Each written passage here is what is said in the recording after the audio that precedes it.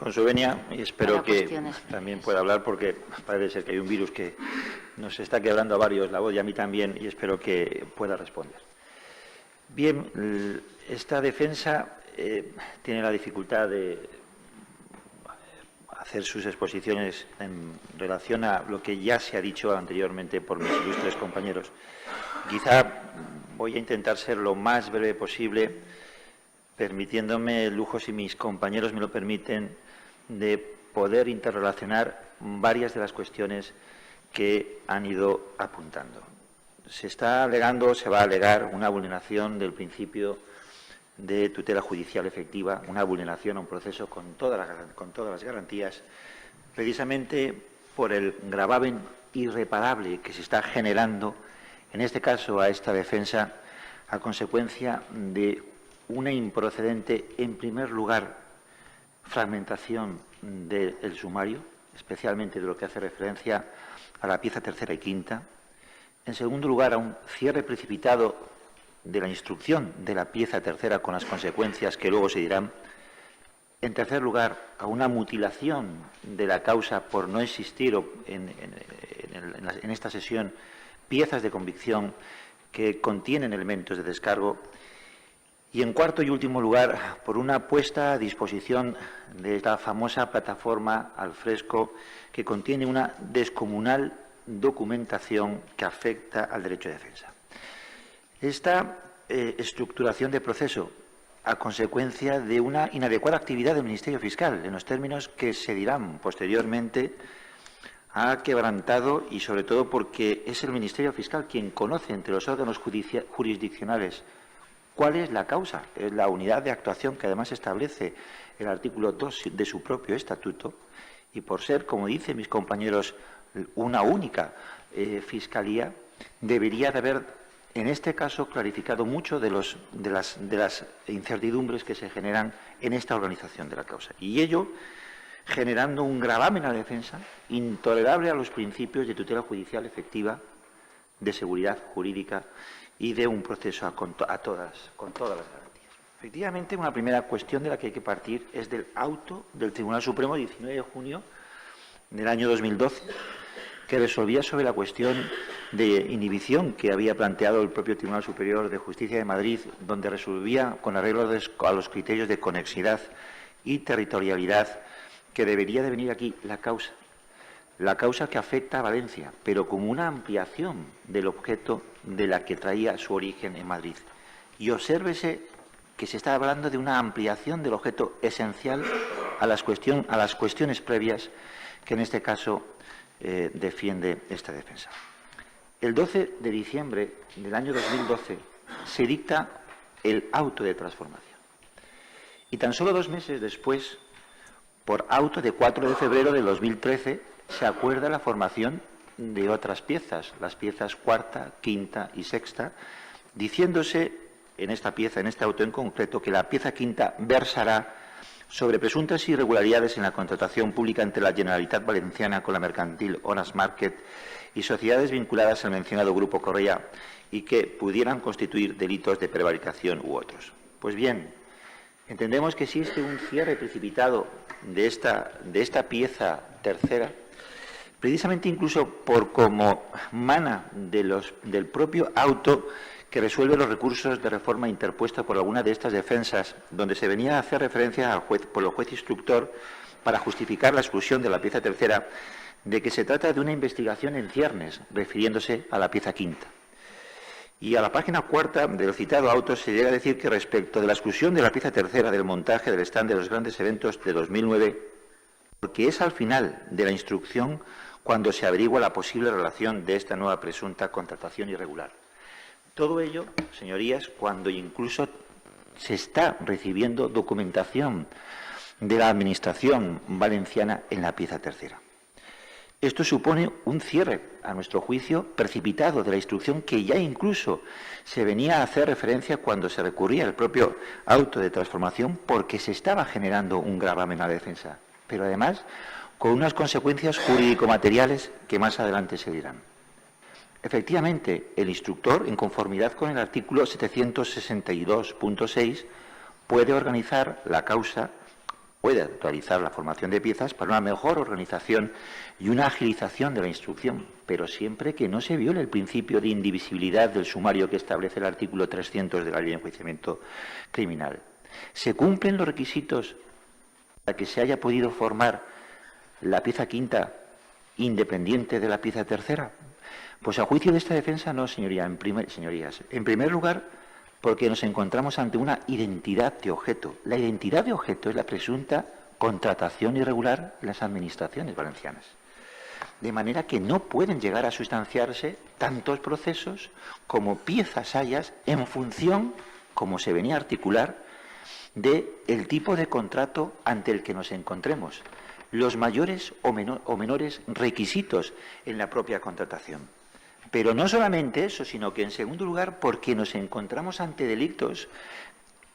El propio auto de transformación y la propia Fiscalía considera que no solamente son conexos, sino que son también continuados al concurrir una pluralidad de acciones u omisiones y, por tanto, infringiendo un igual o semejante precepto que, ligados a un plan preconcebido, justificarían un tratamiento de unicidad.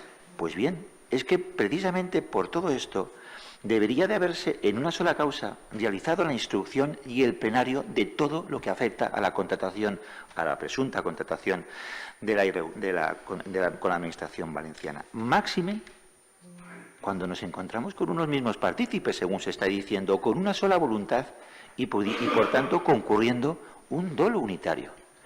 Pero no solamente eso, sino que además se pueden generar sentencias contradictorias tantas como piezas haya.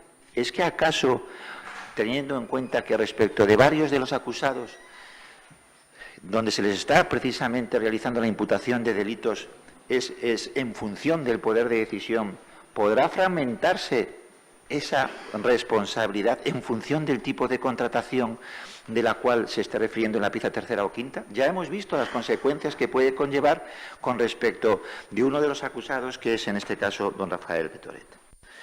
La sentencia de la Audiencia Provincial de Córdoba, de 20 de enero de 2003, que venía a hacer referencia a sentencias del Tribunal Supremo a este respecto, decía, refiriéndose a la sentencia que seguirá, que no podemos olvidar que nos encontramos ante una continuidad delictiva y, como tiene declarado el Tribunal Supremo, sentencia de 2 de febrero del 98, este delito no aparece definido como una suma de delitos, sino de acciones u omisiones o también infracciones contra bienes jurídicos, que permite construir un proceso unitario sobre una pluralidad de acciones que presentan una determinada unicidad objetiva y subjetiva.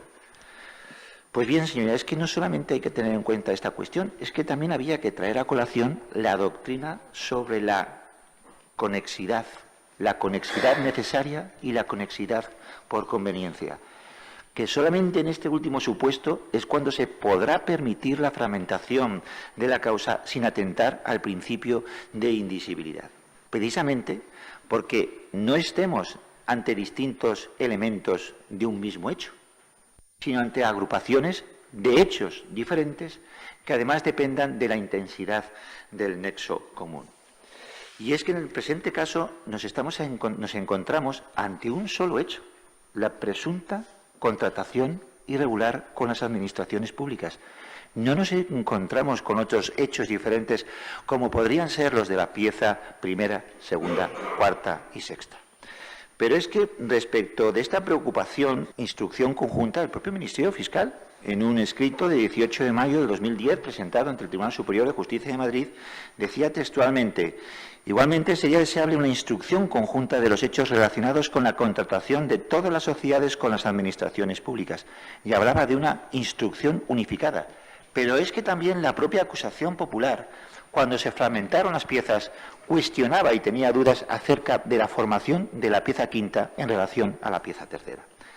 Se trata, señorías, de la fuerza unificadora del nexo, pero no atendiendo tanto a la cotaneidad de la que se ha hablado por varios letrados, sino por la comisión conjunta de esos hechos. La sentencia de 5 de marzo de 1993 decía: pero la fuerza unificadora del nexo no es la misma en todos los casos, especialmente en el caso de cotaneidad de la ejecución, en el que la simple coincidencia temporal de delitos individualizados y diferentes puede permitir su enjuiciamiento en causas separadas, mientras no lo permite, en cambio, la comisión conjunta por varios partícipes, obrando de acuerdo a unos mismos hechos simultáneos. Y hay que tener en cuenta que la acusación está hablando de un plan preconcebido, de un modus operandi y, por tanto, de una conducta unitaria. No estamos hablando aquí de un supuesto de conexidad por conveniencia, porque no existe la nota de independencia que exigiría en este caso para no vulnerarse el artículo 300 de la Ley de Enjuiciamiento Criminal. Ni estamos aquí ante una cuestión de orden penológico, como se decía también por las acusaciones, especialmente por el Ministerio Fiscal, en el sentido de que el Código Penal daba soluciones para la aplicación de las penas en caso de fragmentación de las piezas. No, señor.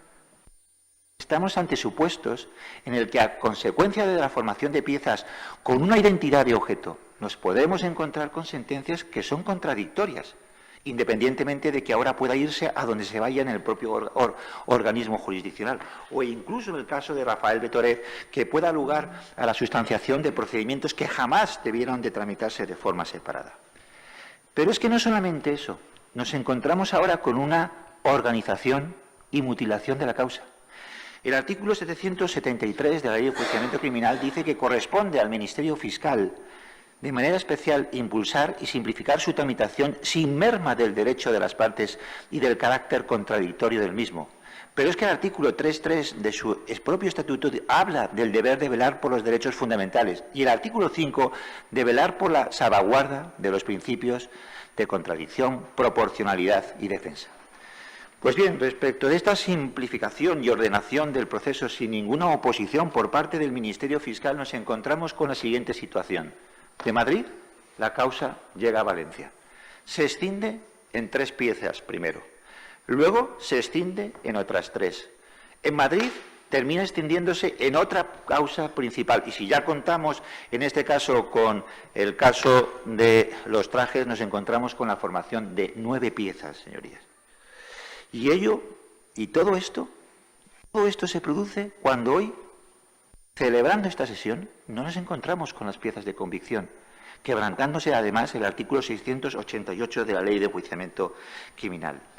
Aparte de lo que ya ha apuntado alguno de mis compañeros en el sentido de si se trajeron o no se trajeron de la Audiencia Nacional distintas actuaciones, nos encontramos con que el propio Ministerio Fiscal, en escrito de 15 de marzo del 2013, solicitó que de la Audiencia Nacional se trajera al Tribunal Superior de Justicia de Valencia alguna documentación, pero no toda. No toda, quizá por conocimiento y por error, o tal vez inducido por los propios informes de la Policía Judicial. No existe y falta documentación relevante, especialmente del R15, documentos 46 y 48, algunos de los cuales ha estado adelantando esta defensa y que han sido aceptados por providencia de 27 de marzo del 2015. Adelantamos que va a solicitar la incorporación de toda esa documentación que ya se hizo por escrito, pero teniendo en cuenta que lo que se incorporó fueron correos electrónicos, no documentos que están adjuntos y que habría que abrirlos e incorporarlos a la causa, que en este caso están aportados mediante soporte de papel. Y también vamos a solicitar la aportación del famoso testimonio que se solicitó a la Audiencia Nacional y que el Tribunal Superior, esta sala, decía que por esta parte se solicitara que también lo incorporamos porque se nos facilitó en el día de ayer. Pero nos encontramos, como decimos, con una causa mutilada teniendo en cuenta que la Fiscalía Anticorrupción es una, que tiene el deber legal y por estatuto de velar por la organización e integridad de la causa. No se puede ni se debe, aunque fuera involuntariamente, y no lo dudamos, preseleccionar determinada documentación. No se pueden aportar determinados proyectos y otros no, facturas y otros no, correos electrónicos y otros no. Como ya apuntaba la defensa de don Isaac Vidal, es que se van a encontrar con toda esta documentación y todo ello no viene sino a constituir una auténtica laminación del derecho a la defensa, especialmente dado el contenido de los propios informes de la Policía Judicial. Todo esto, todo lo que está diciendo esta defensa, no es sino declaración de los propios principios del Estado de Derecho y manifestación de del principio de un proceso con todas las garantías.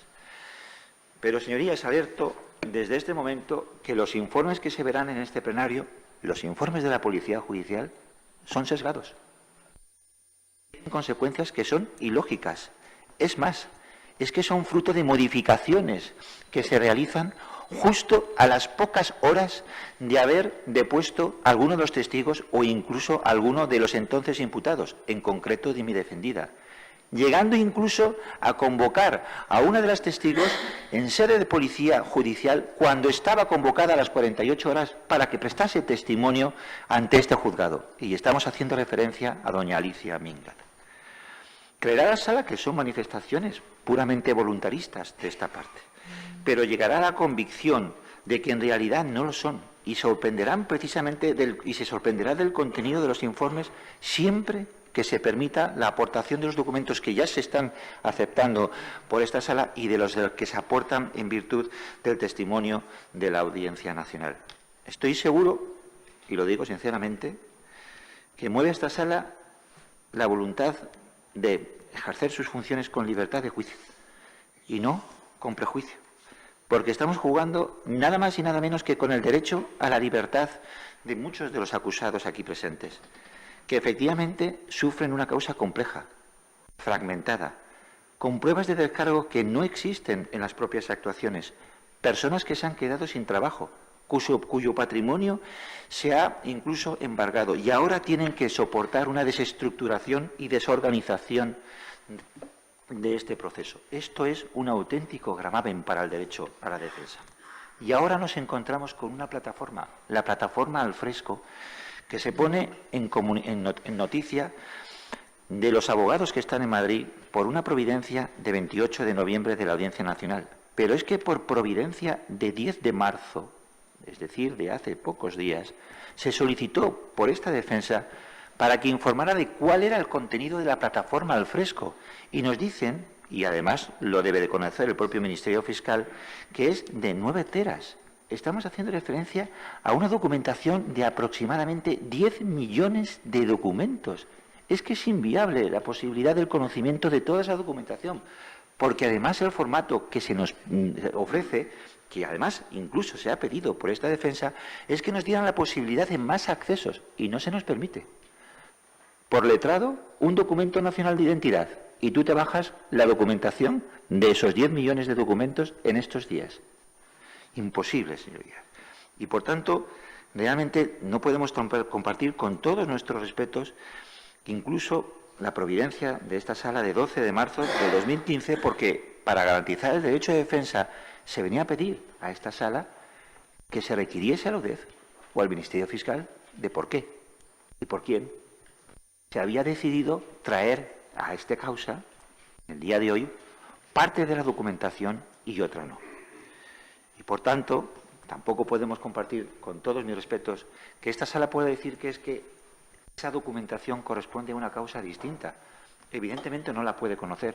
Quien sí lo conoce es el propio Ministerio Fiscal. Esta documentación debió de estar incorporada desde un primer momento por la propia UDEF, salvo que fueran arbitrarios, o por el Ministerio Fiscal, salvo que hubiese hecho salvedad de sus funciones.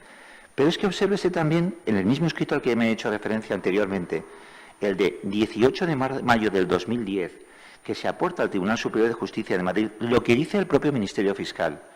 La regla del aforamiento hace ineludible la inhibición parcial en el estado actual de la causa. Esto hará precisa una cuidadosa coordinación, pues no puede obviarse la enorme dificultad que la inhibición implica en esta causa, en la que existe una estrechísima vinculación entre todos los hechos objetos de la misma. Y ahora, en el estado en el que nos encontramos o nos hallamos con toda esta documentación en el estado actual, habiéndose desposeído a la defensa de toda una documentación que podría haber hecho valer, pero es que el propio Ministerio Fiscal, en función de esa documentación que entiendo se le ha hurtado, podría no haber acusado a determinadas personas o incluso de no hacerlo por determinados puntos. No podemos compartir que la solución sea la del 786.2 ni del artículo 729.3. Entendemos, como sostiene mi compañero, que la vía del 745 o del 746.6 sería la adecuada. Pero es que nosotros queremos justicia y la queremos ya, es que no queremos dilatar. Mi defendida lleva 6 años buscando que se le dé y que se le imparte esa justicia. No hay ningún ánimo dilatorio, pero sí que se ejerza su derecho a la defensa como debe de hacerse. Finalmente, solamente debemos apuntar una cuestión que es, por novedosa quizá porque no se ha aplicado por otros compañeros, quizá porque no lo sea, la vulneración del principio de igualdad del artículo 14 de la Constitución. Y ello, precisamente, por considerar que se ha consumado una discriminación jurídica de trato en función de otros imputados y de otros testigos, fundamentalmente trabajadores de lo que se ha denominado el grupo de las empresas de Correa. Estamos haciendo referencia especialmente a Javier Nombela, a Rocío Perea y a Paula Seco. No están imputados, bien por ellos. Nada desea en este caso esta defensa en perjuicio de ninguna persona, pero sí entendemos que se está quebrantando el principio de igualdad, precisamente porque Javier Nombela fue gerente de las empresas del grupo, entendió de la propia facturación. Paula Seco es una coordinadora de eventos que intervino directamente en el Fitur. Rocío Perea intervino directamente en lo que se refiere a los pliegos del 2005, que habrá que aclarar oportunamente, y que incluso el auto de transformación se refería a esta persona como colaboradora consciente en los hechos. Sin embargo, ninguno de estos se ha llamado ni tan siquiera como testigos por el propio Ministerio Fiscal, lo que consideramos un auténtico quebranto del artículo 14. Igual ocurre respecto de otras personas como Pablo Gallo e Inmaculada Mostaza, administradores que se dice formales de las empresas del grupo, a pesar de que también han podido intervenir en facturación de estas empresas porque constan facturas en estas actuaciones. Parece que el legítimo uso del derecho de estrategia de cada uno, que el perfil bajo, y estoy acabando, el atribuir que se desconocen los hechos o que se atribuye la participación a un tercero, supone una penalización para aquellos que, sin embargo, comparecen en esta sala y han estado como testigos en busca de la verdad material, precisamente participando y no escurriendo el bulto, si se me permite la expresión, sino practicando un testimonio, como es en este caso la de mi propia defendida. Únicamente, y ya de cuestión menor, es una solicitud que le gustaría hacer a esta defensa y es semejante, no idéntica, en cuanto a la que ha hecho en este caso mi compañero don Miguel Durán. Y es que si las defensas o las otras defensas con las que yo he hablado y no me muestran ninguna objeción, a mí me gustaría la posibilidad de que estuviese sentado a mi lado mi defendida, precisamente porque es la que tiene conocimiento de toda esa documentación. Este letrado no puede estar constantemente bajándose o interrelacionando esa documentación. Y si las demás defensas no tuvieran ningún inconveniente, me gustaría se solicitara de esta sala y lo admitiese la posibilidad de que estuviese a mi lado durante las sesiones, señoría. Respecto a las adhesiones, Cándido Herrero y Francisco. Sí, nos adherimos, señoría. Respecto a la representación de Álvaro Pérez. Sí, también nos adherimos, señoría. Respecto a la representación de don Pablo Crespo. Adhesión plena, señoría. Respecto a la defensa de doña Mónica Magariños. Sí, con la venia señoría nos adherimos también. Respecto a la defensa de doña Milagrosa Martínez. Nos adherimos, señoría. Respecto a la defensa de doña Angélica Sup. Con la venia de la sala, esta parte se adhiere a aquellas manifestaciones que en su caso pudieran conllevar la absolución de nuestra representada. Respecto a la defensa de Sí, don nos Rafael adherimos, Bequer. señoría, también. Respecto a la defensa de don Isaac Vidal. Sí, nos adherimos, señoría. Respecto a la defensa de don Jorge Miguel Guarro. Nos adherimos plenamente, señoría. Respecto a la defensa de don Juan Bover. Nos adherimos, señoría. En cuanto a la defensa de doña María Grau. Igualmente nos adherimos, señoría. Tiene la palabra la representación de don Juan Bover. La venia. ¿Cuánto tiempo? Digo por si... Yo no voy a tardar mucho, voy a tocar puntualmente dos cuestiones y, independientemente de que los abogados normalmente nunca decimos que vamos a tardar mucho, sino que siempre vamos a ser breves, voy a tratar de hacerlo incluso telegráficamente.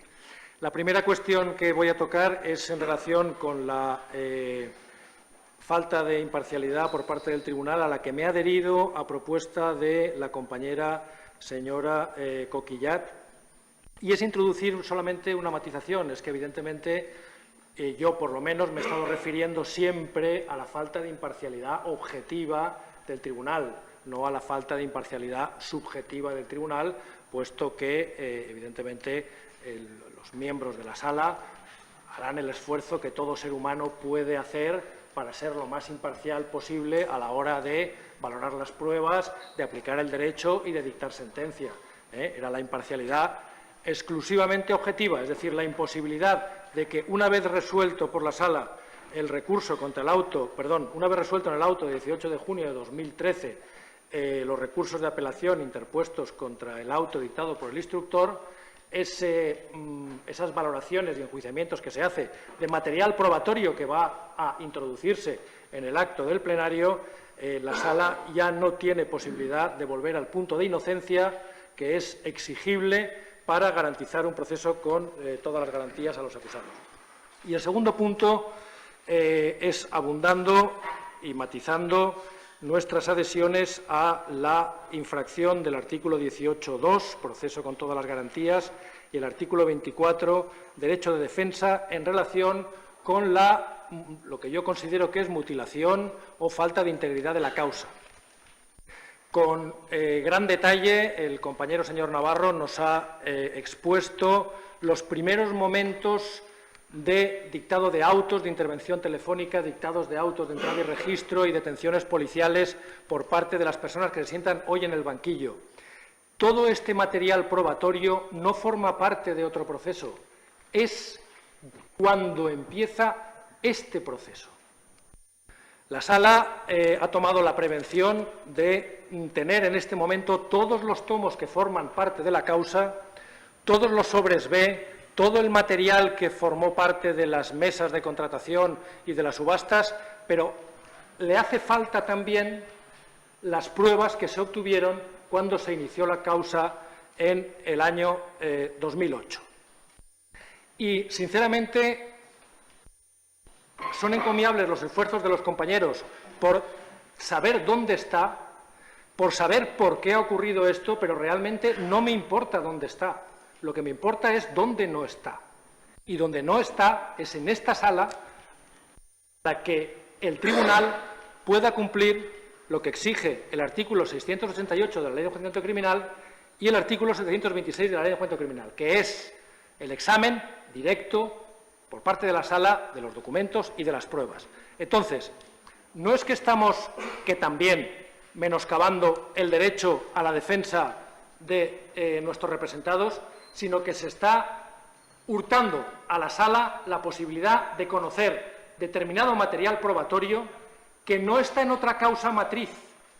Esta no es la hija de ninguna causa. Yo no puedo reconocer ningún otro proceso, ni conozco ningún otro proceso, ni ningún otro lugar en el mundo, salvo este, y en este no está. Entonces, no es que afecte lo que hay allí a lo que se va a enjuiciar a lo largo de los próximos días o de los próximos meses, sino que no es que afecte, no es que esté relacionado, es que forma parte, son las pruebas de este proceso. Entonces, lo que afecta es a la integridad de la causa.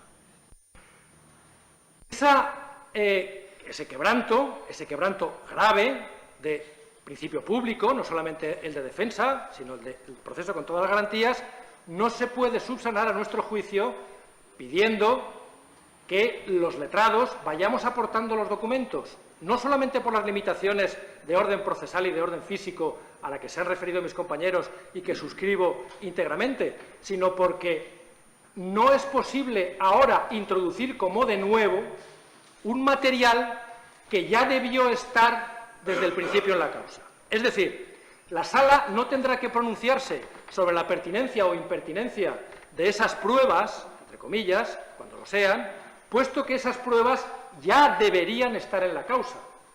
No es, traigan ustedes, señores letrados, vayan trayendo documentos por la vía las dos vías que nos ha ofrecido la sala y ya iremos declarando la pertinencia o impertinencia y la relación con el objeto del proceso. Son parte del proceso. No es que estén relacionadas con el proceso, son parte del proceso.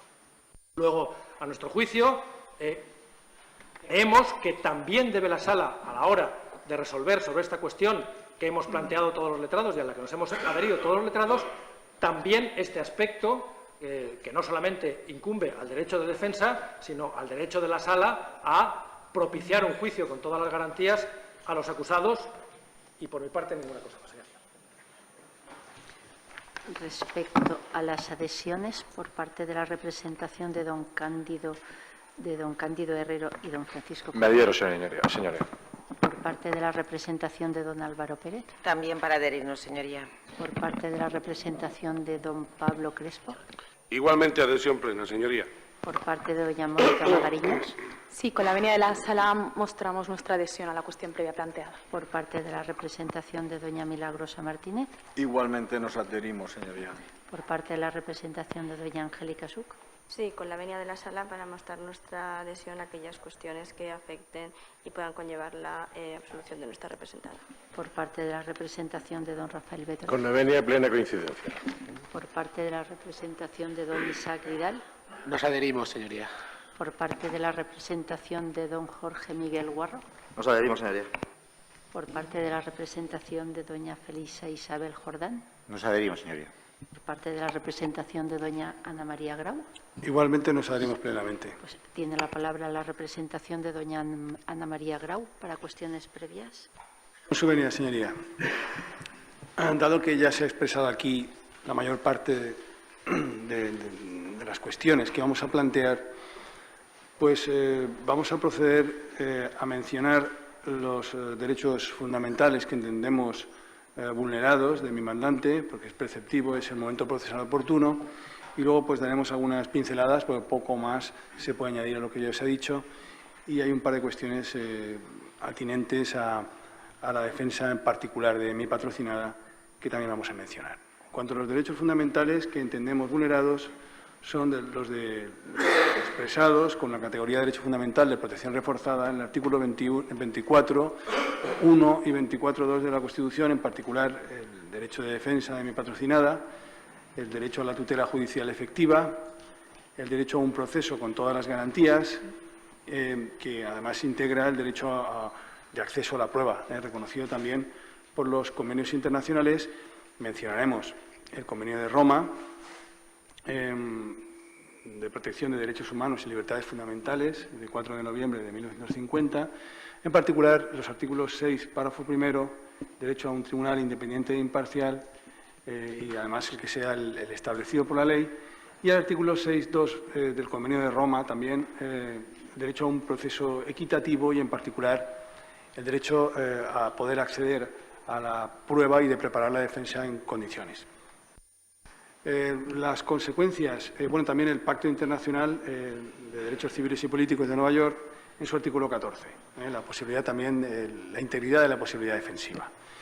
Las consecuencias de estas infracciones pues no pueden ser otras que las que ya se han manifestado.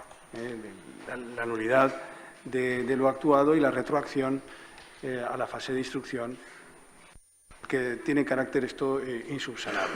Insubsanable en atención a que la documentación que aquí consta puede parecer la misma que la que hay en Madrid, pero es que no lo es. O sea, que decir, el R17 al que hemos tenido acceso, según hemos podido comprobar, es que no es el R17 que hay en Madrid. El R17 que hay en Madrid está íntegro, este no está íntegro.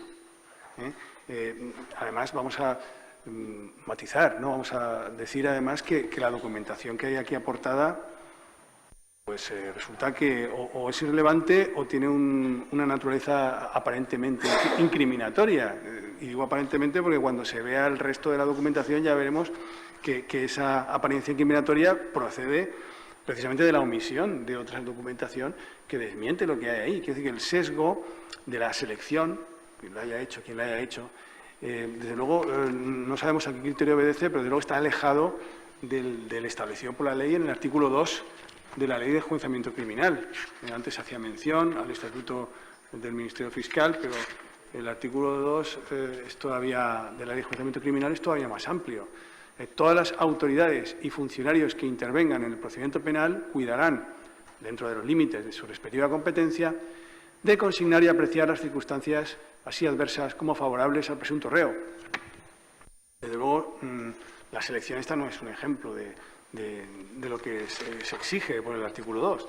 Y a tal punto llega la cuestión que entendemos que, dada la sintonía que ha habido entre los informes de la UDEF, los escritos de la acusación, la asunción por parte del juez instructor de todo lo que ahí se decía, y por qué no decirlo también de la sala a la que me dirijo cuando en vía de recurso pues conoció de los que se plantearon contra el juez de instrucción, pues nos encontramos con que toda la actuación procesal está teñida de esta causa de nulidad, que alcanza a desbaratar como válidas todas las pruebas, porque, como dice el artículo 11 de la Ley Orgánica del Poder Judicial, si son pruebas obtenidas con vulneración de los derechos fundamentales, pues directa o indirectamente, pues todas las demás también son nulas.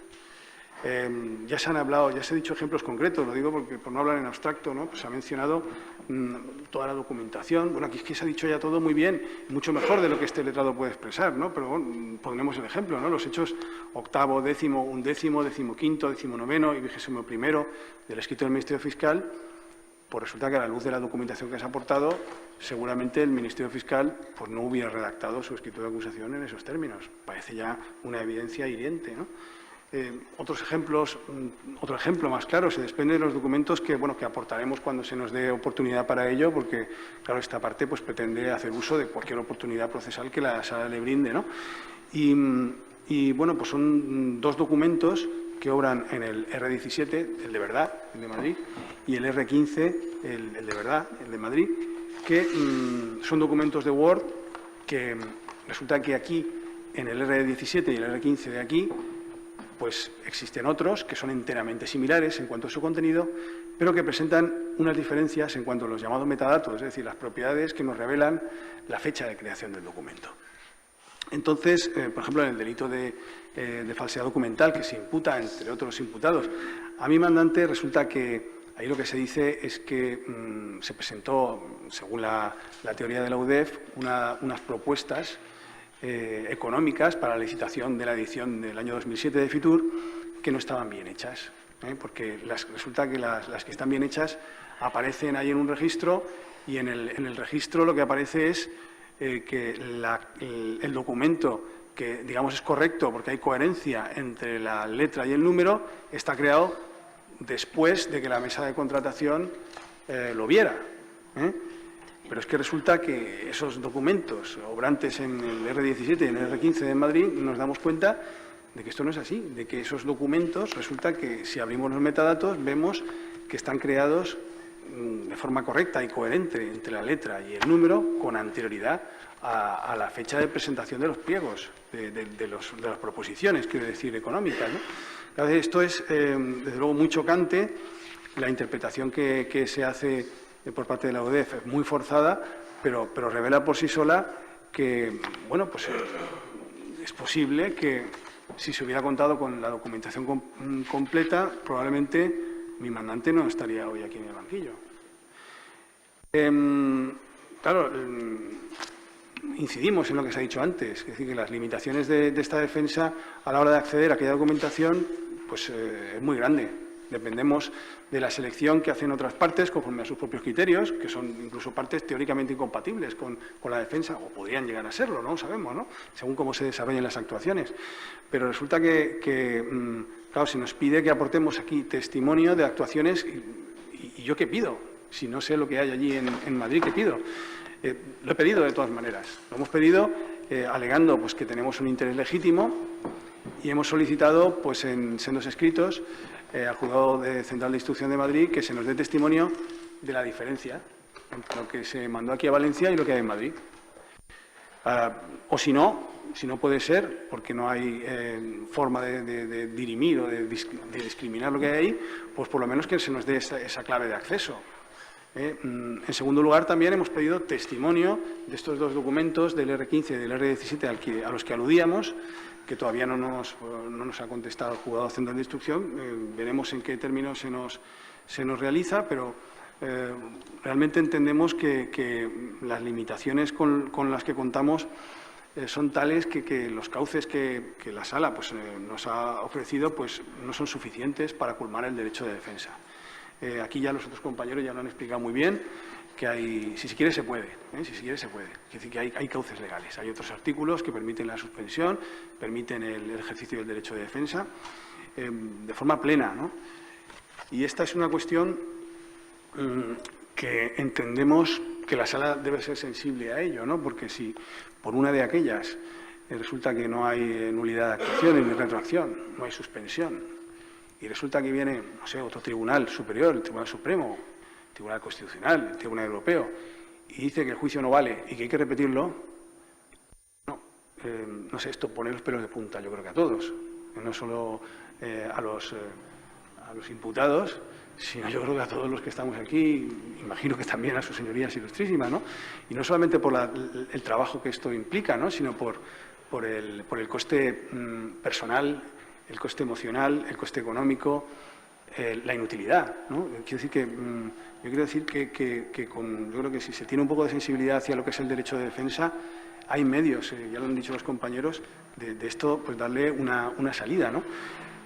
Este letrado estaba releyendo un libro, el libro del Marqués de Beccaria, de los delitos y las penas, a gusto, porque cuando te obligan a hacerlo, pues no, la lectura no suele ser grata, pero cuando uno ya, pues no sé, con la perspectiva del tiempo se lo relee, y bueno, estaba haciéndome una reflexión, ¿no? Que es muy fácil pues caer en la autocomplacencia, ¿no? Es un libro de mitad del siglo XVIII, pero desde la perspectiva actual, pues dices, ¿cuánto hemos adelantado, ¿no? Pero yo creo que las reflexiones que se puede hacer es otra, ¿no? Es cuánto queda por hacer también. Cuánto queda por hacer y hay que evaluar el alcance de las evoluciones experimentadas y creo que somos los operadores jurídicos, somos todos, ¿no? Los que tenemos la responsabilidad de que estos avances de las luces de aquel siglo pues no se apaguen y que quienes tienen la oportunidad, incluso la responsabilidad de hacer efectivos estos derechos, pues tienen que asumirla, evitando soluciones formales al derecho de defensa, que no son sino vulneraciones en el fondo, ¿no? Entiendo que no se debe dar un salto atrás en el tiempo, que si se quiere se puede y que la única opción alternativa, válida, al derecho de defensa, a la nulidad y retroacción de las actuaciones sería lo que se ha hablado aquí, ¿no? La suspensión, para que todos tengamos por el tiempo necesario, que puede ser quizá más de lo que se ha dicho aquí a la vista de la ingente documentación que hay, pero bueno, pues habrá que hacer una valoración y ver de qué forma esto lo arreglamos sin correr el riesgo al que antes aludíamos, ¿no? Creo que a nadie le apetece, ¿no? Luego, sí que queremos hacer alusión a una cuestión en particular que alude a la defensa de mi patrocinada, a un proceso con todas las garantías, y es que hay material que se está utilizando por las acusaciones que fue obtenido a raíz de la declaración de mi mandante como testigo. Mi mandante fue, en un primer momento, citada por el justísimo señor instructor como testigo. Y ahí pues se le hicieron un interrogatorio, menudo interrogatorio. No hace falta ver el acta audiovisual, basta con ver el acta por escrito para ver el interrogatorio al que fue sometido como testigo mi mandante. Yo no había visto ninguno igual cuando se me designó como defensor y pude verlo. La verdad es que me llevó a la sorpresa y al desagrado. Pero lo bien cierto es que ahí se preguntaron muchas cosas. Se le preguntó por su intervención en la redacción de los pliegos, que lo iban a servir para las convocatorias. Y se preguntó si tenía algún nivel de autoría de las mismas. Incluso se le llegó a pedir esa documentación, esos borradores, esos pliegos, que los aportara y además que lo hiciera de forma reservada, que no dijera nada en la VT como algo personal, ¿vale? Claro, si antes estábamos haciendo alusión a varios episodios, no sé, que suenan a novela de Dickens o de Kafka, ¿no? Este es todavía más llamativo, ¿no? Es decir, que a una persona se le exige decir verdad porque si no se le conmina con un castigo por un falso testimonio, se le pide una documentación que tiene que aportar, porque si no también se le puede castigar por desobediencia, por lo que sea, y luego ese mismo material que se obtiene no solo en el interrogatorio, sino en la documentación, resulta que es utilizado para imputarla. Entendemos que esto es intolerable desde la perspectiva de un Estado de Derecho al que antes hacíamos alusión. No faltan resoluciones de los tribunales, solo citaré una, sus señorías las conocerán mucho mejor que yo y, bueno, venturosamente las bases de datos están ahí al acceso de cualquiera, ¿no? La del Tribunal Supremo de 25 de octubre de 2006. Es inválido introducir como prueba lícita una declaración efectuada en esas condiciones, que tampoco se puede subsanar, ¿no? Porque de otras formas, ¿no? Como dice ahí la sentencia. Entendemos, por lo tanto, que ahí también procede la nulidad por ilícita de la prueba por vulneradora del derecho fundamental a la defensa, que además, como hacíamos antes mención en el artículo 11 de la Ley Orgánica del Poder Judicial, esa nulidad debe ser extensiva a todas las pruebas que directa o indirectamente se deducen de ahí, de forma que el vacío probatorio que se debe generar, el alcance que debe tener es que si se habla de este asunto o se menciona o se utiliza esa documentación, nunca pueda ser como prueba de cargo con respecto a mi mandante.